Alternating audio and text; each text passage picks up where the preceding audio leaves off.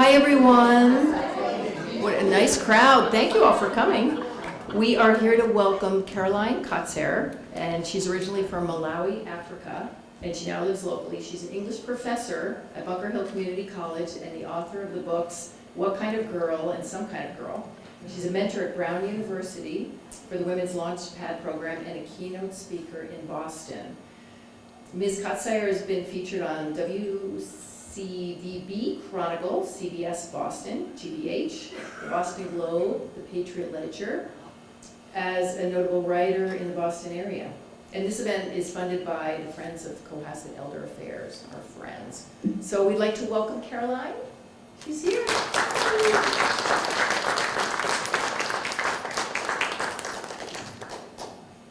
Hello, everyone. Can you hear me fine? Yeah. Excellent. Hello, everyone, and welcome to my author talk. First of all, I would like to thank Cohasset Elder Affairs for this opportunity to share my work with you. You see, I have this deep desire to start conversations that matter. And my friends always ask me why I like to talk about peculiar, uncomfortable things. And I often quote this American social philosopher and political commentator. His name is Thomas Sowell, who said, "When you want to help people, you tell them the truth. When you want to help yourself, you tell them what they want to hear." Well, I'd like to tell you that today I'm here to tell you the truth because I want to help people. So thank you again for seeing the value in my work and for acknowledging my story as something that is worth telling. Before I continue, I'd like to mention that I'm from Malawi, Africa. I brought my flag. I bring my flag everywhere. So people in Malawi say that I forget them. I've been too Americanized and I don't remember Malawi anymore. And I said, that's not true. I take the flag with me everywhere, you know? So it's here with me. But show of hands, how many of you know of Malawi? Okay, all right. There's a few of you that know. All right, good. Thank God. Okay, show of hands. I don't have to explain everything from scratch. How many of you know where Malawi is located? I told somebody over here earlier on, so you're cheating. Okay, show of hands. How many people have heard of Wakanda? Wow, a lot of you. Okay, good. I promise there's a method to my madness. You see, Malawi is located southeast of Africa, and it's neighboring Mozambique, Tanzania. It's about a 2-hour flight up from South Africa. And if you have heard of Wakanda from the first Black Panther movie, at the beginning of the movie, there's a moment where they show you where Wakanda is located. Can anybody guess where Wakanda is supposed to be located? Malawi, yes! Okay, now, Wakanda is a fictitious place. It's a fictional place. So before you go around telling people that Wakanda is in Malawi, please realize that this place is fictitious. Okay, now you know I'm from Malawi, aka Wakanda, so let's dive into the purpose of today.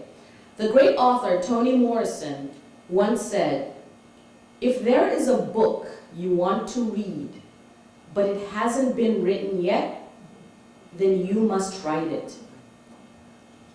I hadn't read any memoirs about Malawian women, so I thought where better to begin than with writing about my identity as a Malawian? Where better to begin than asking myself how I want to use my voice? Except there was one problem. I didn't know how to find my voice. I mean, what is a voice? And how do you recognize it? Little did I know that the key to finding my voice would be in my writing, a skill that I haven't always been good at. But no, seriously, I haven't always been good. In high school, I failed English all the time. I was in the bottom set, the class where the kids that just can't write to save their lives. That was me. But fate has a way of making you run into your purpose. In my journey as an author, I have learned that the best way to find your voice is to use it. Writing my books has been a journey that has led me back to myself. Now, I can't tell you the date or the time when it happened, But I will tell you that at the age of 27, something inside of me changed. I once heard someone say, when you get sick and tired of being sick and tired, you change. Well, I was tired of pretending to know what I was about, pretending to know what drives me and where I'm going. At age 27, suddenly I was a young professor looking for answers regarding my identity as a Malawian. And I developed a need to speak. I needed to tell my story. I needed to tell the world that I am here, I exist, my story matters. Well, coincidentally, this was also the time when I wasn't yet a permanent resident in America. My work visa was about to expire, and I thought my time in America was over. I applied at one graduate school. Well, this was after Brown University, Emerson College. And I prayed a prayer, asking God to let the decision of the school guide me into my fate, either in Malawi or America. I was open to either one. And that was my secret. As scared as I was, I stayed open to possibilities, because that openness allowed my fate as a writer to emerge. Emerson College said yes. I stayed, and I learned how to write. I have written 2 books so far. What Kind of Girl, which came out on July 31st of 2020, and my most current book, Some Kind of Girl, which came out on December 16, 2022. Today I'd like to share a little bit about the second book. The truth is, I wrote the first and second book at the same time. They were meant to be one book. They read as one. But I decided to separate what happened in Malawi with what happened in America. And simply put, Some Kind of Girl is about adapting to American culture. You see, it's not easy to leave your country and to start a new life somewhere else. It's risky business. I mean, what if you can't understand how people are communicating? And what if you sound ignorant when you share your ideas with people? I didn't want to sound like Borat from TV. I don't know if do you guys know who Borat is? Yeah, no, I didn't want to go at that level, nope. What if you do the wrong things and you ruin your reputation? You see, my book is about the risks that I took and how I stood out as this intelligent girl, but I was also very wild in my choices. Very wild. I often got myself in trouble. And that's because I was testing the limits and the standards of America as well. I was testing both. So what are some risks that I have taken to adapt to American culture, you might ask? See, the biggest risk is how to navigate and balance the fact that I grew up learning Malawian culture, American culture, and British culture. I constantly have to ask myself when to apply certain behaviors. In America, as a college student, I wanted to be seen as a free spirit who could try anything at least once. But some of those choices meant compromising what I learned during my African upbringing. So, I would smoke, I would drink, I would do peculiar things to make money legally, or simply fit in, things which I won't share with you today because I hope you will read my book. Seriously, if you thought that I was mischievous in my first book, my second book is even worse. It's got my dirt in there. My students have a field day asking me questions. My books cover the tension regarding the impossibility of following both African and Western traditions for women. See, in Malawi during the 90s, women were expected to be very passive and submissive. And in America, women seem to be more extroverted and very confident. I also have to say that at that time, I wasn't thinking that women had their own struggles in America, similar struggles to what we're struggling with in Malawi. But I just loved the confidence that I was seeing on American television. When I switched from one culture to another, sometimes I didn't know when to show up as my full self, and when to kind of hold back and just blend in. I struggled with gender dress code. I struggled with how to speak to people in America. I I thought Americans spoke very fast. When I first arrived, I couldn't handle it. I was like, I could understand English, but I was just so frightened to express myself because I thought you would just think I was dumb. It's all in my book. I said, I don't want to be some dumb African. And I think for that reason, I became introverted for a long period of time. And I was just trying to learn how to communicate with everyone. I struggled with how to address the subject of sexuality and how to understand myself as a Black African female living in America. Writing this book was an attempt to connect cultures and to widen the audience's understanding of a foreigner's experience. So how, you might ask me? Well, it shows you how an African girl's experience can resonate with many people. The choices I made are similar for some and different for others. When I was exposed to Malawi, whether it's music or movies and TV shows, right? It's present in other parts of the world too. You've probably been exposed to it. Let's try this for a second. How many of you know The Fresh Prince of Bel-Air with Will Smith? Okay, so yeah, I grew up with it too. Bonanza? I grew up with Bonanza. Three's Company? Three's Company too. Yeah. Let's try the cartoons. Tom and Jerry. I grew up with Bugs Bunny, Superman. Let's go to music. Paul Simon. Oh, Paul Simon is amazing. My parents got me into Paul Simon. Wonderful music. And then we got the rap, Snoop Dogg. Classical music, Tchaikovsky. Anybody know how to spell Tchaikovsky in here? My father and I used to call it Chelowaski because we just couldn't pronounce it. But we learned, and yeah, I love listening to Tchaikovsky. My father and I would have these fights in the car. I would try to play hip-hop and pop music, and he's like, you need to listen to Tchaikovsky. Imagine, child, when you listen to the music, you're in a field. And he would try to do all these imaginative exercises with me, and I'm like, Dad, sit down, you know. But I thank him today because now when I grade essays, guess what I'm listening to? Tchaikovsky. Yeah. Yeah, you never give up on kids. Just keep repeating over and over. You think we're not listening, but eventually we're like, oh, that's what he meant. That's what she meant. But anyway, so these movies, music, all these different things connect us. I was in a different country. You guys were over here or anywhere else that you traveled, but yet they connect us. And that's how I grew up, right? We are connected in many more ways than we can think. So other things that I challenge in the book, I challenge stereotypes about Africans. No, we are not uncivilized. No, we are not uneducated. No, we do not go to school on a giraffe or a zebra.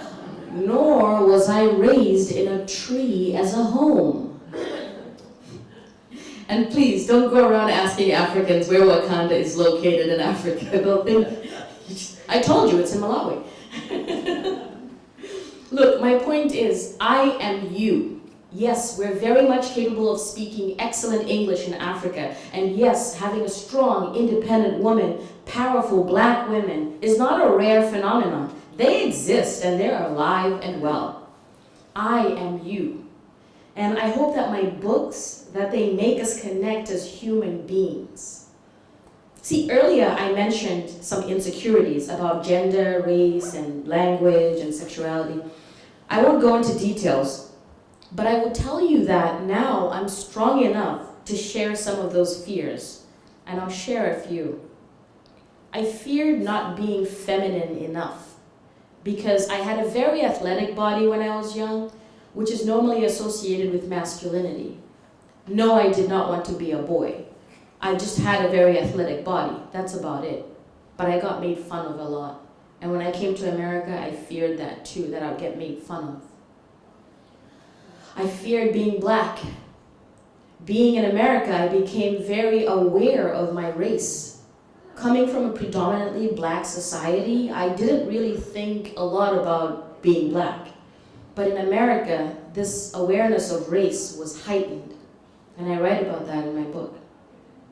I feared being queer. I feared queer people.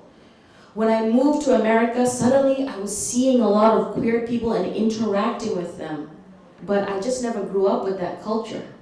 So in the book, I question what's so terrible about people being able to love who they love. Now, this is very taboo in Malawi, but I had to be brave enough to explore it because there's people out there that have no voice. In America, everybody's freer, but in my country, there are people who are hiding, people who don't know what to do and they just can't live their lives. So I said I would take the risk and say something about it in my book, even if it means I will get canceled. I feared the American immigration system because as a working college student, I had heard many stories about people being arrested and deported for breaking the law. The journey was difficult because I always wanted to follow the law, but the process of applying for visa statuses, getting an attorney, waiting for the paperwork to come through so that you can go to school and focus on your studies, it was all very overwhelming. I wrote the book to help others who are trying to balance school or work and immigration. And let me tell you, the feedback I've been getting from students, they come up to me and they say, "Professor, you have written my story." You know, they basically hijack my story and say it's their story. But it's a beautiful thing because I thought I was alone when I was experiencing all those things. And all of a sudden, I have told the story that everybody didn't know how to articulate. I've articulated the thing that people were struggling with. And it has brought them, you know, that feeling of not being alone. Sometimes it heals them, sometimes it cures ignorance, so much. Look, they say success leaves clues. I found clues from the works of many authors. Chimamanda Ngozi Adichie, Nigerian author, Roxane Gay, my role model, Trevor Noah, and many more. I found clues in schools I attended, Quincy College, UMass Boston, Brown University, Emerson College. Yep, I've got more degrees than a thermometer. And today I continue to strive for excellence in the work that I do at Bunker Hill Community College. Look, I hope that my work, my story is a clue for others who want to achieve greatness in America and beyond. And indeed, today I call America my second home. It has raised me since the tender age of 17, and it has helped me discover my personal liberties. America has taught me how to value individuality. It has taught me how to build communities and how to be a part of a community. Now, in high school in Malawi, I learned how to be a part of a team, but I didn't know much about developing a sense of belonging. So America has done that for me. It is the reason why I came here, to discover a version of myself that is unapologetically authentic.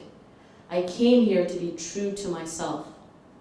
So, when the great writer Toni Morrison said, "If there is a book you want to read, but it hasn't been written yet, you must write it." Well, today I'm happy to say I have written those books. They now exist. They are my children. They are my legacy. And they're the purpose that found me when I dared to be open to possibilities. So ladies and gentlemen, the best way to find your voice is to use it. And it has made all the difference for me. Thank you.